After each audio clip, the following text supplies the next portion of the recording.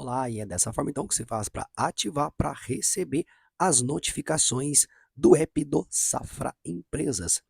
Bom, e para estar fazendo isso, pessoal, nós vamos então lá nas informações do app do Safra Empresas. Então você clica e segura sobre o app, clica no canto superior direito dele, e aí você vai para este menu aqui, ok?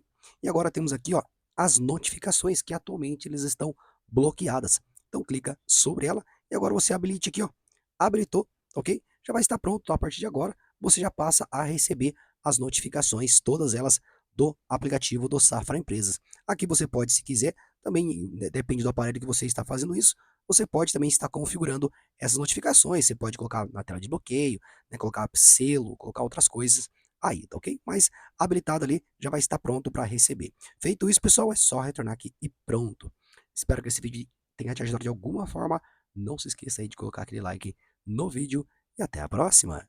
Tchau, tchau.